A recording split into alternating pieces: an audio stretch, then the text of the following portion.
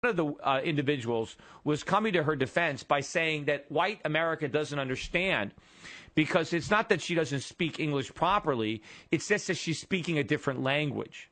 And the language she's speaking is black English. Black English? Black English is just bad grammar. It's a politically correct way to say you don't know English. So I'm speaking black. There is no black English. If you're speaking black English, it's because you don't understand and you don't know how to speak proper English because you weren't educated properly. Black English is not a language. It's an excuse that liberals come up with because they don't want to acknowledge the failed nature of our school system, and they don't want to say anybody is wrong. They want to criticize, so they just justify it. They rationalize it. Oh, well, she's fine. She's just speaking black English. Yeah, well, where's that going to get you in life? Black English. You think I'm going to hire somebody that says, well, what languages do you speak? Well, black English. I only speak black English. Well, fine. What kind of job? Maybe you can get a job working in McDonald's in a black neighborhood speaking black English as everybody else speaks it.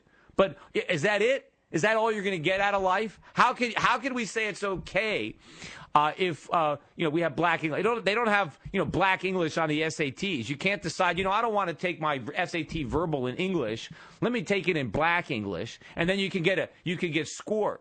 It doesn't even count. If you're going to be bilingual, I don't think black English even it's not going to count. I speak Hispanic English and black English. You need to speak English.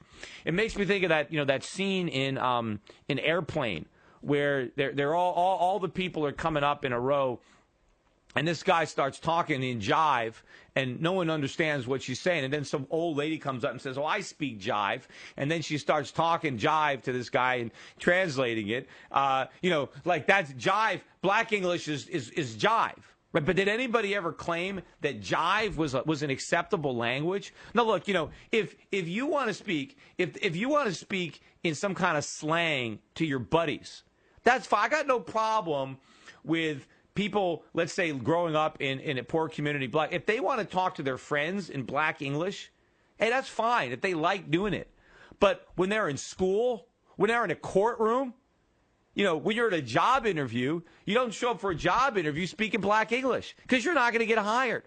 And then what are you going to say? Oh, it's because the employer was racist. He was a bigot. He discriminated against me because I only spoke black English. And damn right, you're not going to. That's not racial discrimination. If a white person showed up speaking black English and wanted a job from me, I'm not going to hire him either. Now, maybe if the job was janitor, maybe if the job was sweeping up, emptying the trash cans, okay, black English, fine, But if you want to have a decent job, if you want to have upward mobility, if you want to have responsibility, you better come in an interview and you better speak English. This trying to justify this, trying to say, and this is what this woman was, okay, hey, we just have to understand. She's just speaking black English. No, she's not. She's speaking bad English.